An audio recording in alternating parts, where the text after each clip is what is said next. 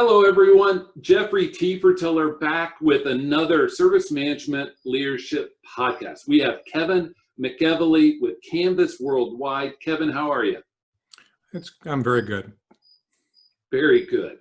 These days and times, I love hearing somebody's very good. So you are SVP Canvas Worldwide, which is media, marketing, advertising industry. How are things going for you all? I mean, this has been COVID's put a big shake on things, right? Well, you like positive news, and I'm going to tell you, it's been going wonderfully. There are still advertisers that need to get their message out there. Our clients have a lot of trust in us. There are growth opportunities, right? There's always a growth opportunity regardless of what happens in the market. The best part, though, is that we were a company that was, geared to be ambitious and to grow. And we've got a great staff that works with it, and the management team has really kept us humming along. It's been, look, we've been stressed. We're like everybody else, but it's only a good story to tell so far, and really great to be a part of. That's awesome. How is technology viewed in that industry? Because it's a creative industry. How is technology viewed? Well, let me start with the statement creative. The portion of the world that I live in advertising is media. And we are creative too. I'm not saying that we're not, but we actually resemble, some of your listeners that work in professional services, legal, architecture, and other areas. We're a professional services firm. And then on the other side, because of the work that we do on behalf of the client, we're transactional, and we resemble financial services companies. So we've got that fiduciary responsibility. So we got a lot that goes on there. It's kind of exciting as you think about that, because when you think about technology, you've got technology that really kind of tracks the financial side of it. And that's absolute, right? You can measure it. It needs to be predictable. It needs to be tightly controlled. And then you've got a very fluid data and professional services arm, and it needs to be very, very progressive and fast moving. Those things don't often go together. And the best part about working in the industry where I am is we have to make them work together. And it's a constant challenge, and there's tension, but it's really great. So data and analytics drive everything that we do, everything that most marketers do right now. And so a tremendous focus on that, and talented teams, proper resources to make it happen. On the financial side, it's controls and it's governance and it's other items. And so technology is everywhere. Now, the problem, though, is that everybody has a view of technology, right? And until we were all working from home, I think a lot of folks didn't always appreciate the underpinnings of pulling together the core and commodity technology and how important it was. We were really well positioned for that, and I'm very excited about that. But now people are turning around, and where things used to sit in Slack channels, or where things used to be in my favorite collaborative tool over here, it's been really important to make everybody live in one framework, one series of platforms, so that the information sharing is better. So we've made some real progress there. It's a cultural battle. It's not a technology challenge at all. And but we've got a dynamic staff. We've got a lot of thoughtful leadership, and we're making it work. You mentioned commodity technology, and it's interesting because we think of it that way, but there's so much that's inside that commodity technology that we use to leverage, within our PCs or whatever. And so it's interesting. So how has COVID impacted the technology side of things? You mentioned collaboration, but is there more to it than that? So let me start with, not at all. It hasn't changed us at all in terms of the technology. We built for this to begin with, right? Because people are going to be effective everywhere. We've got a staff that, it comes up with ideas at 2 o'clock in the morning. We've got clients that, have questions at 7:30 in the morning. People were accustomed to having laptops with them, to have mobile devices, being able to access information wherever they were. So we built the systems this way from the very beginning. The thing is that, let's talk about where we all failed. Okay, somebody sits down and you're putting in firewalls, and you're doing a calculation, and you go, right, in a worst case scenario, what's the capacity that we need if everybody worked from home? That math doesn't work. We know that it's a theoretical, and nobody's ever really tested it. Right. So inevitably, and in our case, we have a wonderful services provider. And what they did was in 2 days, they double and tripled the amount of hardware that was supporting us at the edge. Right. The technology worked. We had some lags. So that was where we thought about, well, we'll think about things differently as we move forward, which is when we think about capacity planning, let's not think about capacity planning in the event of. Let's think about capacity planning. Yeah. And kind of lock it in there and understand that there are going to be some costs that may not look palatable, but all we have to do is point to this year, and then the probable changes in work from home or work remote behavior that are going to come in 2021 and beyond, and say, there's no point in being short-sighted to save $3 if it's going to take away $100 worth of productivity on a given day. And maybe that's the real change. The rest of the technology was geared toward it. We're cloud-based, we're communicative. Data resources were fully available to us. So that was really exciting. So it is interesting because it's changed the variables a little bit, the COVID has. It's just made us look at it from maybe a different paradigm. So emerging technologies, AI, RPA, how are they impacting the industry? How are you all leveraging those technologies? I'm going to go in reverse order, like the last time, like the first question that you asked. And I want to talk about RPA first. RPA has been a tremendous success story for us. I'm going to be honest about this and say I was dragged to RPA kicking and screaming by some of our units. I didn't think we were ready. I didn't know how we were going to manage the program. They pushed me towards it. It was the right thing to do, and then I fully embraced it. And when we launched it internally, we didn't hire a technologist. Instead, just a great person came over from one of our digital teams to lead the effort for us. Understands the process, understands the bottlenecks, understands the challenges. And when he launched this, he launched it with an eye toward making those digital teams, which are very manual teams in many cases, more effective. And so our automation efforts have been a screaming success. We're about to enter the third year of this program, and is well beyond where I ever hoped it would be. And it has real value to my colleagues and to our clients. We don't worry about trying to save $1 that we spend on RPA. Instead, what we've really focused on is improving the quality of the data, improving the life of our coworkers. If somebody is spending some time and they're doing a rudimentary task that can be automated, instead of being progressive and proactive and working on behalf of the client, that's not a good use of time. And so we've really focused to get people out of the weeds on the rote process side and let them be the professionals that they are to be forward-looking. So it's been a wonderful story. We've had great partners for that. It was one of those times where I was not aggressive about it, but the organization brought me along. It was the right thing to do. And luckily they continue to trust me and my colleague, a guy named Michael Chen, to drive this process. The AI side is a little bit more torturous. So many wonderful opportunities, but it has to come with education. First of all, a lot of people will confuse, in a casual conversation, a lot of people will confuse RPA and AI, knowing that they're very, very different things. And there is some overlap. I think nobody's surprised that you and I had a prep meeting for this, and we kind of talked about when you have technology, it's really easy to turn around and say, license two things, and they've got 40% overlap. But you're not licensing it for the 40% overlap. You're licensing each of those areas for the 60% where they don't. Right. And so there's some overlap in terms of some of the things that people like to do with RPA and AI. Almost always comes up in a bot situation, right? What is a bot situation and how does it work? But for AI, we have so many wonderful, deep data resources that we can make use cases, but a lot of the sources that we use come from legacy systems.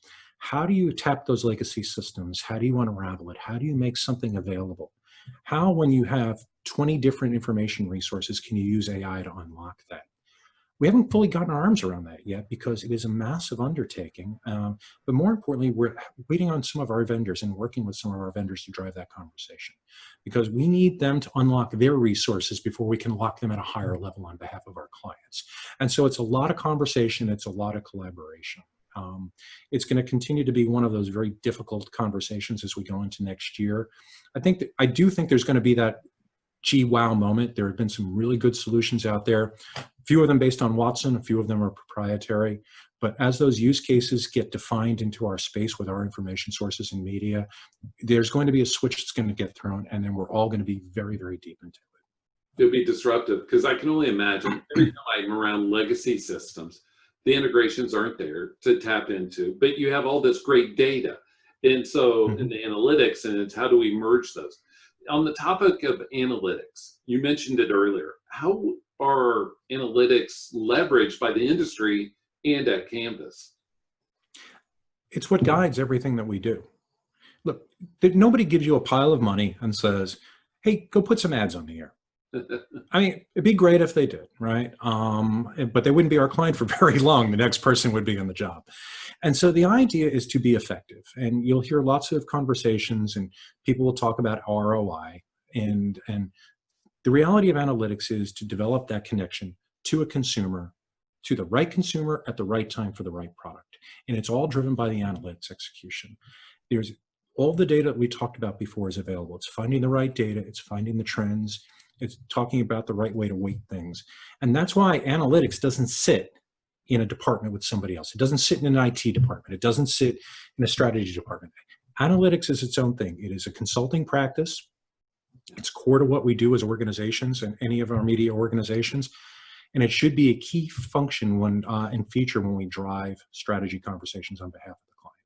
You know, it's very easy to, in a broad sense, when we talk about, you know, buying TV, it's very glib to say, I want to speak to men 25 to 54 who make $175,000 a year. But the answer is Jeffrey in the market for a car? What is Jeffrey looking for in a car, right? So now all of a sudden I've taken that very broad universe of people and I've narrowed it down to, here are people who are actively looking for a car. Here are people who actively like this kind of beer. Here are people that want to go and see this movie. And how do I connect with them and make it happen? That means that every dollar that's spent by a client on behalf of their initiative is being spent smartly and properly. And that's what we're hoping for. And that's what everybody should hope for. The hard part for me as the corporate technologist is taking a supporting role once it's humming along, right? We're there and building it, but the answer is I don't know how to build those models, you know, as a corporate technologist. Here is this really smart group of people. They're going to challenge me on what their needs are all the time. And there's going to be tension in that model. But it's making sure that they have everything that they need, but looking out for the benefit of everybody at the same time. And those are fun conversations, and sometimes those are very painful, but good conversations to have. You mentioned two things that resonated with me. The first one was how, I want to say almost every organization, every industry has too much data. And so they have to figure out what's important, how do we leverage this data? And second of all, with the analytics, whenever I watch TV, I always say, you know, this demographic they're going for is not me. You know, if you're watching whatever and you're like, this is not my demographic. And so it's really interesting to me to see how all that data is used. And it's really interesting. I'm very proud. Now, again, I'm not a media professional, right? I'm a technologist for media companies. And so I don't want to speak for how strategists get to that point. But what I do want to say is that, especially in my time here at Canvas, it's been very satisfying to see clients being successful based upon data and professional services being married up and, you know, and really providing the right direction to our clients. My mom doesn't really know what I do, right? You know, she won't listen to the podcast, so I'm happy to say that she's in her late 70s. And she'll say, oh yeah, no, that's Kevin's company, you know, when she'll point at something, and that's how it resonates with her. And to a certain degree, she's right. We feel that affinity for our clients when they're, you know, when they're successful, and we can take pride in what they're doing. It's really quite a wonderful thing, and I think it helps the entire organization. And it's more enabling than trumpeting, right? It's helping get there. So what are some of the initiatives that you're looking forward to undertaking once we get on the backside of this COVID, whenever it is? So, you know, it's interesting. I think the one that's on everybody's mind right now is very practical. Is what is our workspace going to look like, and how do we adjust the technology for it? That is going to be a policy conversation that will then be supported and implemented through many groups, including technology. And I'm actually looking forward to it because there's so much that we can do with the tech, because we've proven it right now. The reality is, and I've said this with some, you know, conversations that we've had already, is that regardless of how we operate in 2021 and beyond, the technology is already in place. It's about, let's find out what additional might be needed, maybe where we're over-provisioned, what we can do to develop a bond, because I can't put technology out there and create culture. Right. I can create a Teams room and I can call it the water cooler all I want. It's not going to make people come and hang out and exchange information. Right. And so as the organization starts to figure out, what are we looking like? How are we going to, how are we going to work? How are we going to keep staff safe? How are we going to meet client needs? I'm actually looking forward to that because I think there are a lot of interesting models out there right now that go back to consulting services. Hoteling, maybe less of a dependence on physical phones. Pretty much everybody's got a mobile device now. Why am I assigning DID numbers? Can I take that money and not give money back to finance? Can I turn to my finance director and say, let's use it for this instead? It's going to be more effective. And, as we do that, I think those are going to be, some fun conversations. We talked about AI before. I think that's something I'm really looking forward to getting my arms around, in some short order. We're going to have to. There's just too much information out there. And if you're new to the organization and you're learning how to do your job and you're trained and you're brought along, it must be overwhelming. Any technology that I can bring in to make getting that information in your hands easier is something that I really am looking forward to spending some time on. And then I think the rest of the initiatives are not going to come from me, a lot like RPA. I think that I'm going to take these ideas in and almost facilitate them and bring them back to the organization because there is just technology is everywhere now. And so these ideas are coming in from everywhere else. And it's just incumbent upon me to help govern it, help find the priority, and then bring some implementation into the organization. And if we can do that, those kind of things in 2021 and 2022, I think it will be very successful. And I'm going to just have a really good feeling about the work that we're doing on behalf of Canvas. And one of the things that I want to say to our audience, Kevin and I very much agree on a lot of things, but one specific, that if we look in the future, there won't be a delineation between IT and the business. It'll be, as I said, recently, it'd be like a marriage. We're in this together. What are your thoughts? I'm going to, you set me up, right? Because we were talking about this yesterday. There is nothing worse than having a technologist say the business wants. Yes. You've already created a line that you are not part of the organization. You are part of the organization.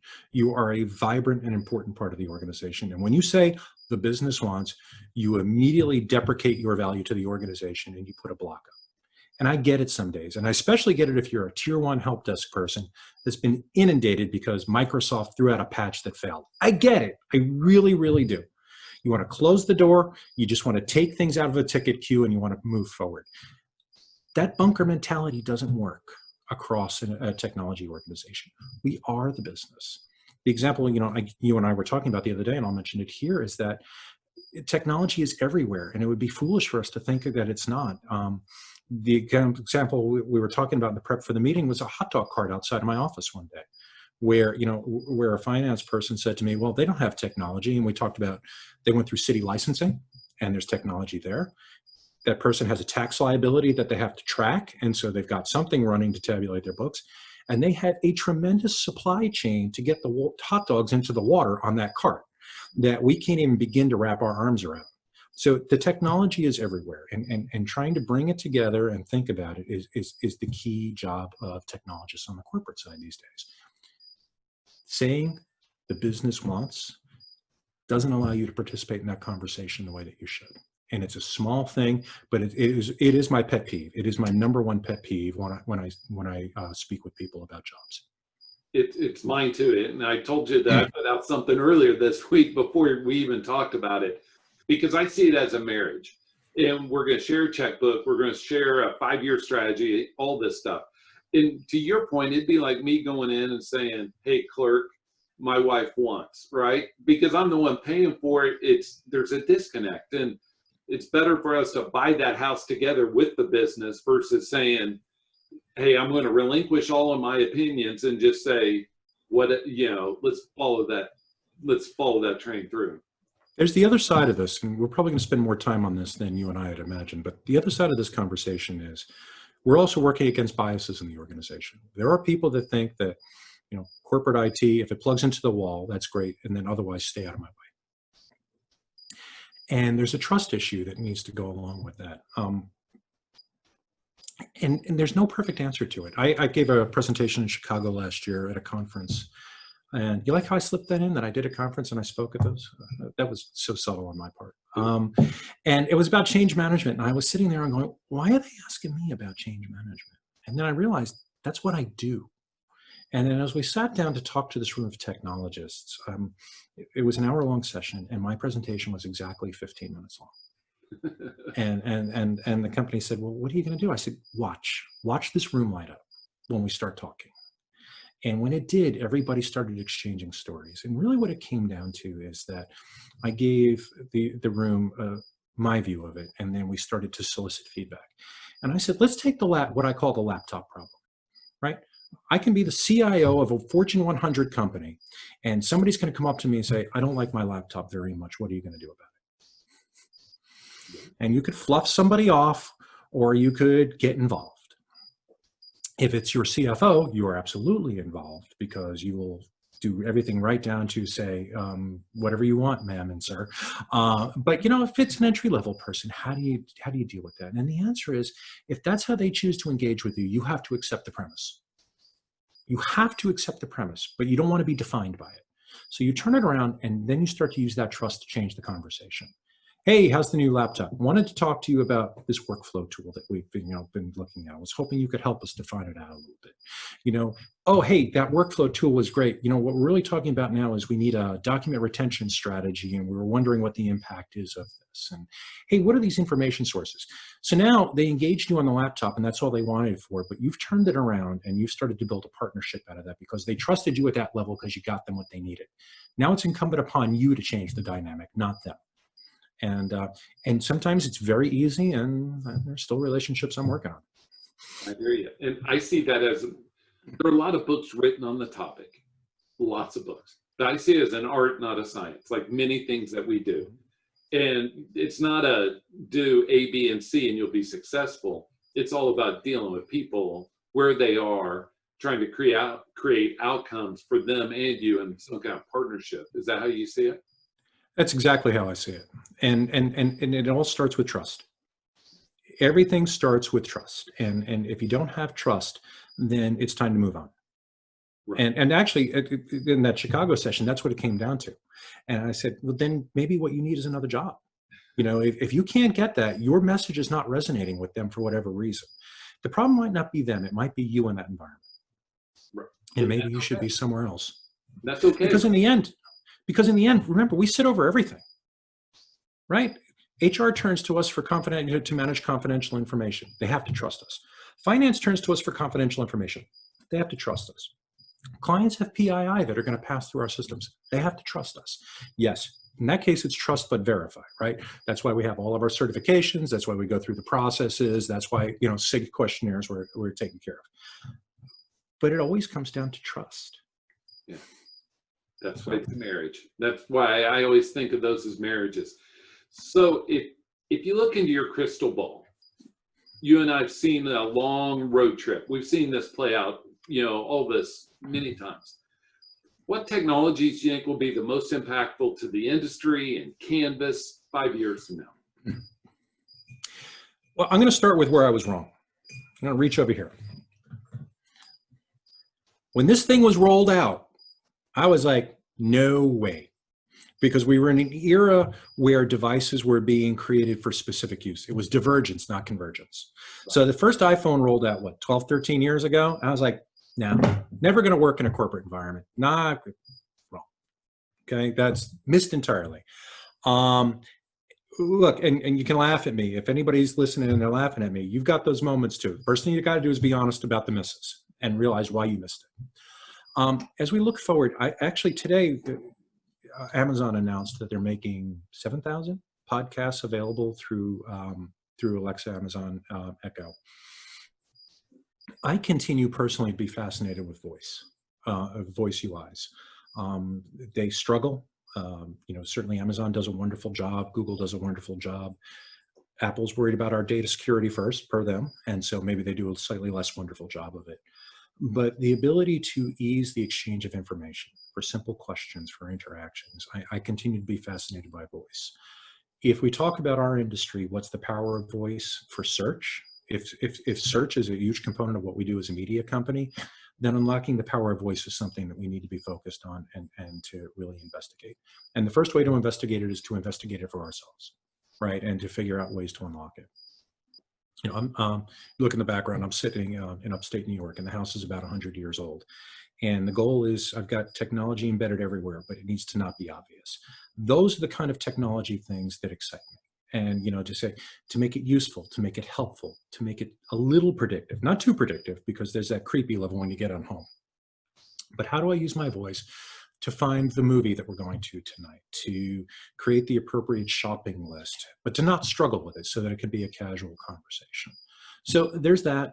There's the democratization of data in general. And then an area which sounds kind of backwards, but, you know, and to be excited about.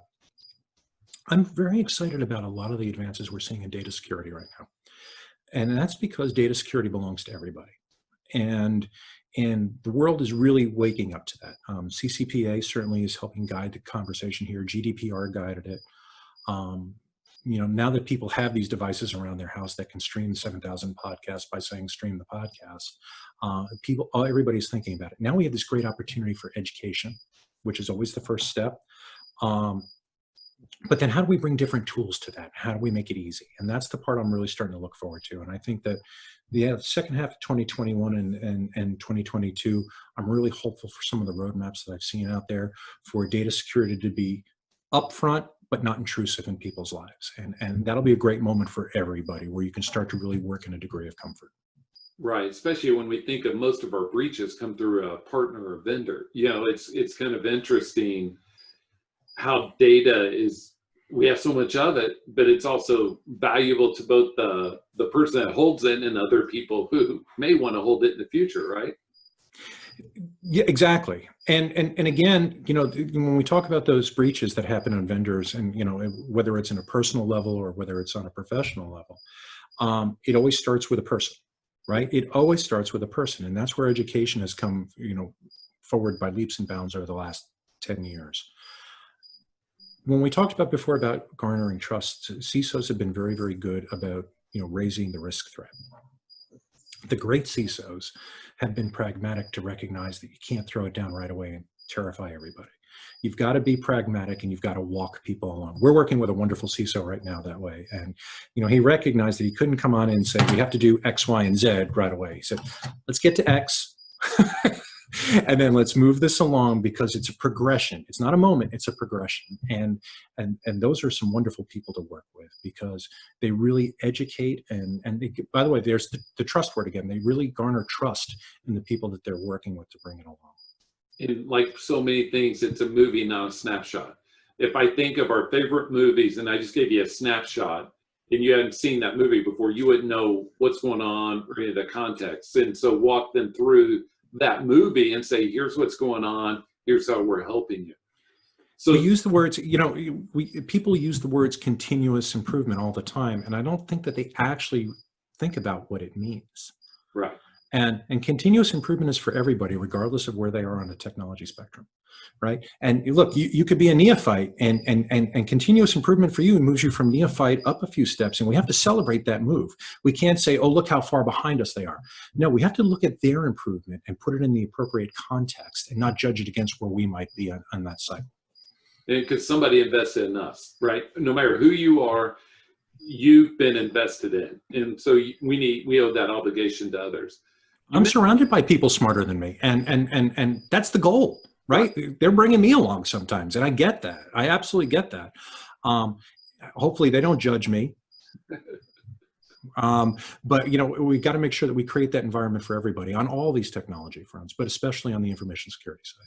I'm with you. And so you mentioned earlier about collaboration, and we just slightly got into business continuity. What have been some, and you talked a little bit about this, but what have been some of your lessons learned? Like, if you now look back at your business continuity plans, how would you think about adjusting them besides the capacity side? It's not how we're going to think about adjusting. It's how we're going to adjust it, right? Okay. We had, like all organizations, business continuity planning is a theoretical exercise. And you look at that theoretical exercise and you do tabletops and you think about regional stuff, and pandemic is a line in your BCP plan all the time. And none of us have ever executed it globally. A few of us did it for SARS. A few of us have done it, a different, but we never really looked at a global situation. And I think what became apparent during this whole thing is that we don't have to theorize anymore. We can sit down and we can say, now's the time to update our BCP.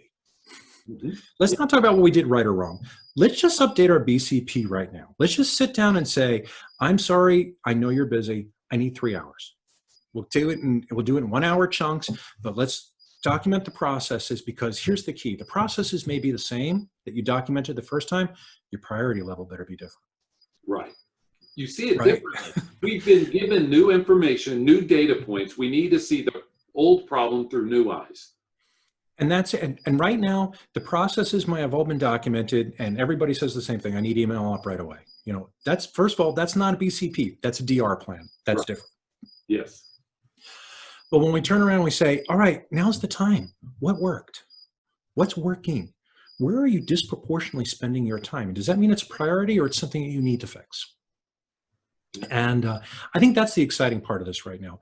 Again, I'm going to trumpet what I said before. We really didn't miss a beat. We were built for this, right? But we're a younger company. You know, we're only just entering our, you know, coming up on our 5th birthday.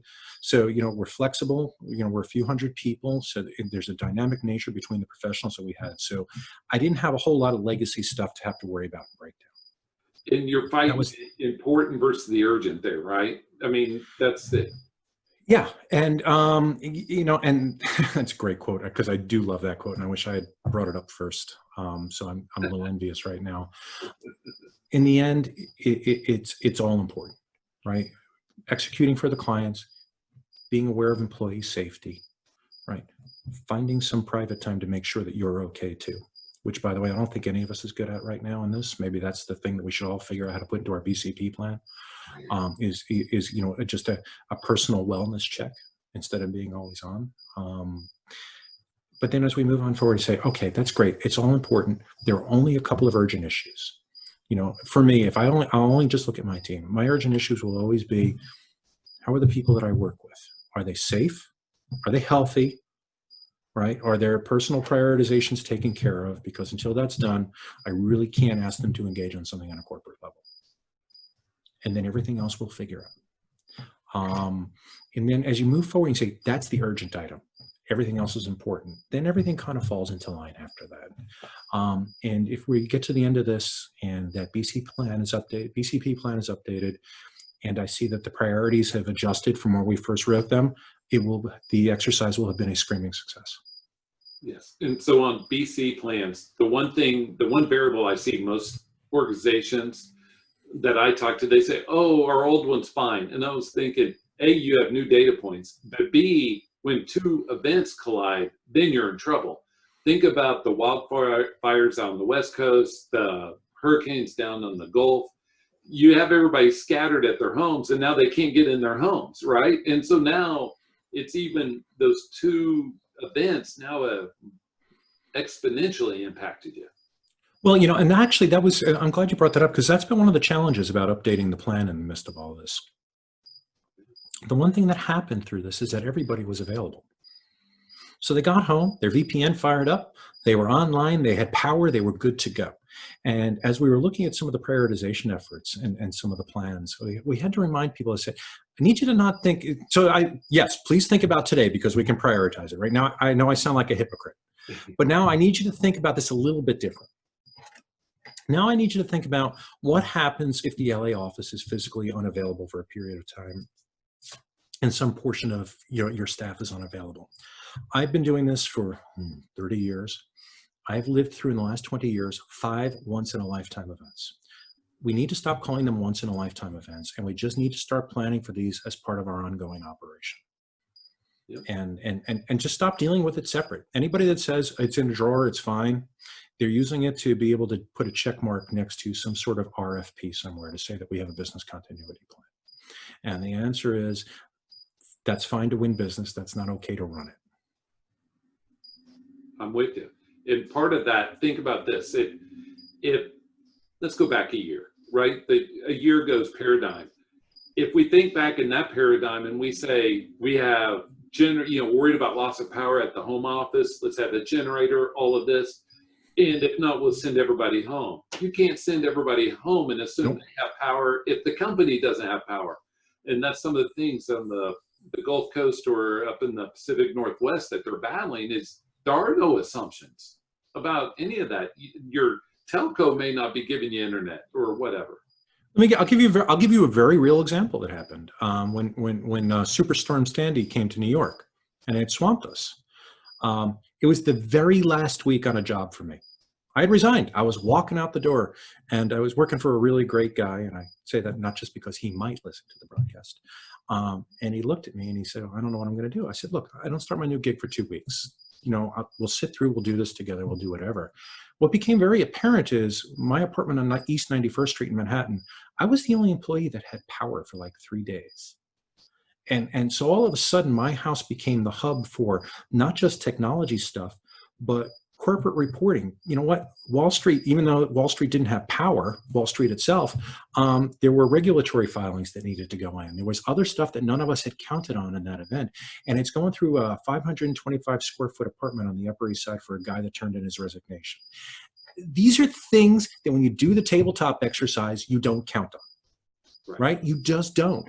And that's why these are great moments to turn around and say, what did we learn right now? Let's strike while the iron's hot. Finance director, can you find us $40,000 to have somebody come in, because we're all swamped, and sit down and work with us to document this? And we may not do anything with it today, but we need to know what's happening so we can go back and think about this as we move forward. It's insurance. And even if it's a few $100 to rent out the ballroom at a hotel on a retainer basis, just to make sure you have space or whatever. So you mentioned something. Yeah, something. You mentioned online collaboration. You've been scattered. You're looking at how do we collaborate online, because we don't all sit together. We don't have each other's energy. The break room, just getting coffee together. What's that been like for you all in the last 6 months? I'm going to talk about this in 2 different ways. I've been congratulating Canvas for a lot of things that we did right, that have proved, that have worked well for us in 2020. And this is going to be one more case, but it's one more thing that we do right that I'm not going to take credit for. Microsoft Ignite is next week? And one of my former coworkers was there, and she came back very, very excited. She said, Teams. And I went, what? I said, Teams, it solves the SharePoint problem, it solves the email problem, it solves the Skype problem. I said, is this another Microsoft effort that it's just going to leave me wanting and paying more money? No, no, no. She was relentless on me, and she built the case, and she was right, she was smart, and I held her back a little bit, right? Because when you roll out a new tool, you have to think about culture, not just about what was right. And through her vision and her managing up and managing me and getting me on board, we were able to get the organization into a place from a technology standpoint where we started to have a lesser number of platforms to collaborate on. You never have one. There's always going to be something off on the side. There's a Slack channel to a vendor here. There's a over to there. So that was the beginning of that, right? We're a Microsoft shop. Microsoft happened to have had the right product at the right time, 100% implemented in our place. And we didn't just implement it, we took away the old stuff. So people weren't living in 2 spaces. And for that, I will be eternally grateful to Gretchen for the work that she did to get us there. So we had that, but that still doesn't create context. And what I would have done differently as I look back at that is I would have brought corporate communications in during the planning process. We brought them in for some of it, but the questions we would have asked wouldn't have been about communications utilization. It would have been about context. I think that our online resources continue to lack context. They continue to, when I roll them out, not as an organization, but when I roll them out, because I'm rolling them out from a technology standpoint. How do you provide context in an organization that people want to be there? How do you create an esprit de corps? Pick whatever phrase that you like to describe it, because you can't just stand the technology up and say, well, here's our collaboration space. It will be a file share space. It will be a DM space. You can't force culture on people. And here at Canvas, our leadership team has done a wonderful job with town halls and events, happy hours and other items to do that. And they've done a wonderful job using the technology in a way that I would not have envisioned when we pushed it out there. I wish I engaged them and I talked about these scenarios when we pushed the technology out there, so we would have had a playbook for it, because they're writing the playbook now. And so maybe that's a failure on my part to think about all the what if scenarios. I was busy just trying to get the migration done. So I think, companies done a wonderful job to help create the environment. Technology delivered a platform. So maybe we had a little bit of a gap there. The other thing becomes, how do you get people to bond? I think, like a lot of folks, video burnout's a real thing. It's a real thing right now. And you need to have some meeting guidelines for collaboration, because I think we're creating this bifurcation of people that are fully video, fully engaged, fully working it, and people who like to multitask or on the phone. And before, if you were in an office and you did that on a speakerphone, nobody paid attention. And now you can see there are very real implications of people when they're not on video. The very basic assumption is they're not paying attention. And I think that that's a challenge as we collaborate when we move forward. And again, one that as a technologist, I don't have an answer to, except to turn on my video and lead by example wherever possible. And I think that's, the people resources and different department heads, that's incumbent upon them. The last component of this is kind of to recognize that collaboration is an expression or a word that's been bastardized. And I don't think it means go to the Princess Bride. I don't think that means what we think it means at this point. I think that it's an unfortunately large bucket that asks or points to the wrong question. It's like digital transformation, right? It's become a thing, and where it is now is not where it started. And that digital transformation is the one that gets me. Apologies to everyone that's in that world, just because it's a word that means different things to different people. And so I swear to God, the first time I heard digital transformation, I thought it just meant getting rid of all the printers, and I was on board for that. Because to your point, the collaboration, the digital transformation, these all mean different things to different people. And then the bigger challenge is when you try to have a conversation about that, then you pull out your bingo card, because people start with the center square. Well, holistically, you know what? If we weren't looking at this holistically from the very beginning, then you failed the organization that you work for, right? Let's just think about this, and let's define context of what we're trying to do, and let's stop using the broad category of word. Whenever I hear collaboration, it's hard for me to hear two sentences either side of that word without hearing the word silo, or building bridges, or because they're trying to drive what it's not. So let's pick a very arbitrary thing. I'm working on renewal agreements right now, and our attorneys, our on-staff attorneys, are just really good people. They work at different times in different cadences. So putting us all on a call together on a regular basis is not collaboration.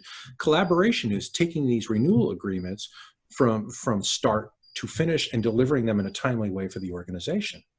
That's collaboration. What does that have to do with hopping into a community room and having a face-to-face conversation?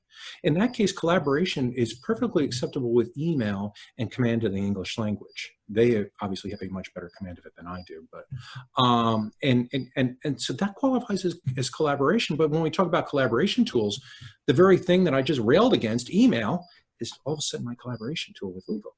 And so as you start to think about these things, again, the context of the conversation is wrong. And that's one of the things I think we need to work on as we enter next year. That's a great point, because I think a collaboration and digital transformation is all about the outcomes. It's not the how, it's the what. And we focus on the how, but it's the what we're trying to do. So your industry is a unique one. How would you, if somebody's trying to get into that industry, what advice you'd give them?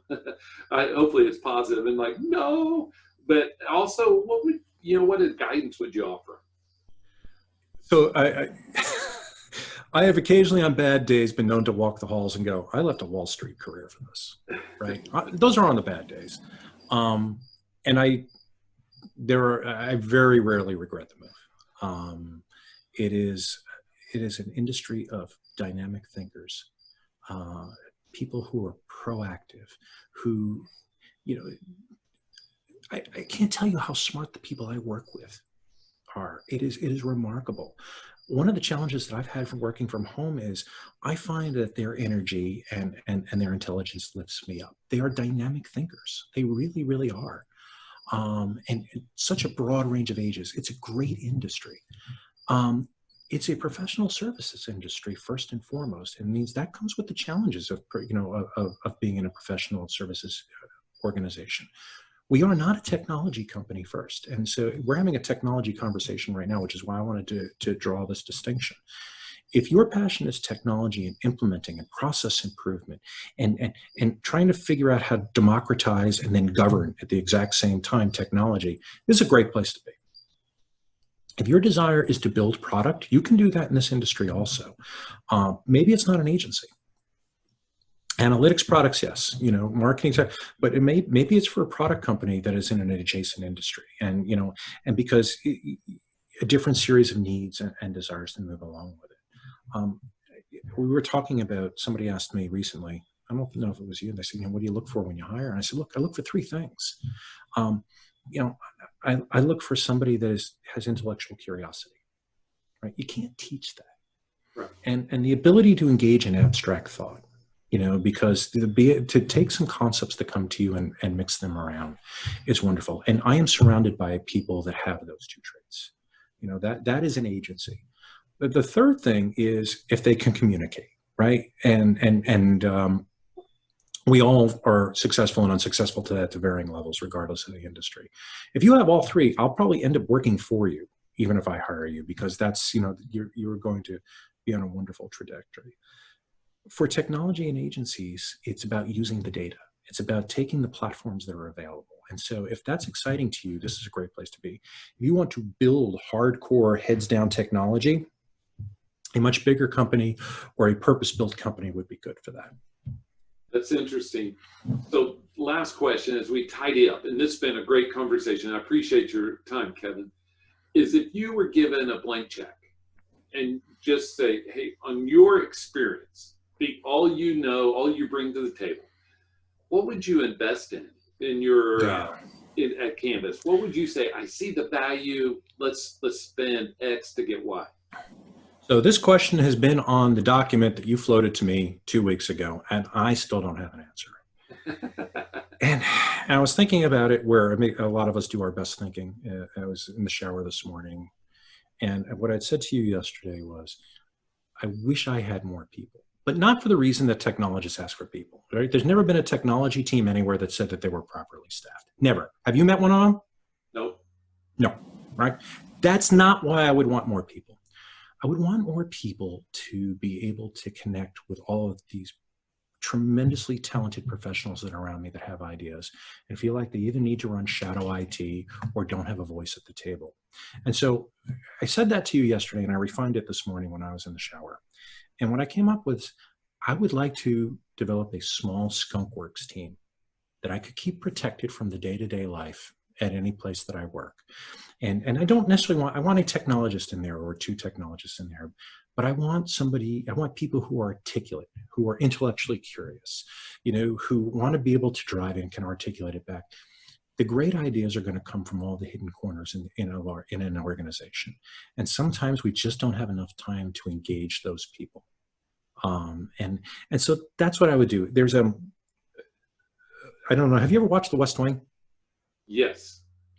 So the chief of staff there used to have every year what he called Big Block of Cheese Day, where, they would open up the doors and they would let people who normally can't get a meeting at the White House come on in and talk about what's important to them. And this would be my big block of cheese team. I would put them on, I would go have these conversations that are not being had. And come on back and let's figure out where they fit into the organization and how it can make it successful. So that's my answer to you. It has nothing to do with technology and has everything to do with ideas and listening. The one thing that you spurred a thought for me is in one of my previous organizations, we were tasked to how do we help save money, right? I was like, go find the people that that do the day-to-day tasks because they're the ones closest to it and can tell you where your inefficiencies may or may not be had. Because we don't trust them. We say we trust them, but I'm not so sure we trust them. I will, and again, I've worked in places, I've been very lucky with the people that I work with, and there's a lot of trust. I want to go back to something you just said as we're wrapping up. I am always reticent when I interview somebody who tells me that they saved 30%. That's great. Go work in procurement. Make it a compound sentence. I saved 30% on this, and then I invested the savings in what? Right? You took out the inefficiencies, you took out the financial inefficiencies, but then what did you do with it? Because if it was just to give it back, then you didn't do your job to help the organization be successful, right? The answer is, if you can find what it should be, it's not enough to find the excess, find what it should have been invested and go make the case for it. Right. You know, and that's kind of when I see those, I'm always suspect. And I didn't realize it until I was looking at my resume one day and I said, oh, what did I do with that? And I realized that I was guilty of the exact same thing. And that's when I became, aware of it. And we all are, but I just always want to elicit those, everybody talks about gimbal walks and all that stuff. And I'm just like, those are the people that we don't interact with enough to gain their feedback. So great ideas come from everywhere, from everywhere. And if you think that you have the answers, you're wrong. Right. And that's a good day. If you recognize that I don't have the answers and I need some help, or that I'm so sure of something that I'm probably wrong, you've had a good day. Everything else is gravy. It's great feedback. Feedback is good. Sometimes we're not ready to handle it, but it's always good. Yeah, I'm not so good at that. I always get anxiety right before my performance review. I understand. Well, Kevin, thank you for being with us. We've enjoyed this conversation. I'll make sure that we wrap this up in a way. Is there any closing thoughts, parting shots that you want to throw across the bow? No. No, I really think we kind of hit it all, right? It ends up that we were having a technology conversation, and in the end had nothing to do with technology. And I really think that in the end, that's where we are going as an industry. As it's not supportive role, it's not about technology, it's about empowerment, it's about improvement, it's about recognizing that we are in fact the business. I agree. I'm not even going to say anything. I'm going to let that be our final words. Thank you, Kevin. Thank you, everyone. And we'll be right back with Jeffrey's closing thoughts. Hello, this is Jeffrey back for closing thoughts. We thank Kevin for being with us on our podcast, on our show, the Service Management Leadership Podcast, and his sage advice. He's been in the advertising, media, marketing industry for a long time. And so he's seen it all. He's seen these ebbs and flows, how we've had COVID, but we've had economic downturns in the past. We've had a lot. So his sage advice is great. And I want you to listen to that. I would also want you to consider how AI and RPA are disrupting that industry, and it will your industry soon enough as it is. And so think about how can you utilize these technologies to have great outcomes for your business customers, for your consumers of your product or services. How can you leverage these? He also, Kevin he mentioned analytics. And we have to think, how can we leverage this wealth of data that we each have within our organization that we have available to us? How can we leverage that for better decision making? Because data is only as good as the decisions we can make from that. And so I appreciate Kevin's comments there. And lastly, on how business continuity has changed his view, because we've moved now to a distributed workforce, right? People are at different places. And think about business continuity for your organization. It's gone from, hey, we're worried about people, to now we're worried about people being all over the place, because you could work from anywhere to do your job. And so be thinking about, how does that change your business continuity plans? It should change them a lot. It should give you something to think about that possibly you haven't thought of. Our whole paradigm has shifted, right? Because our business continuity plans had thought about, how do we keep everybody up at this one location or these 10 locations? not how can we keep everybody up in these 1,000 locations. That's a whole different problem to solve. And so it's an interesting one. And so we thank Kevin for being on our podcast. Service management leadership as an organization helps solve these problems for many organizations, and we'd love to help you as well. And we thank you for being a part of this and listening and helping us grow our audience. We wouldn't be able to do so without you. And I hope you have a great, great day. Bye.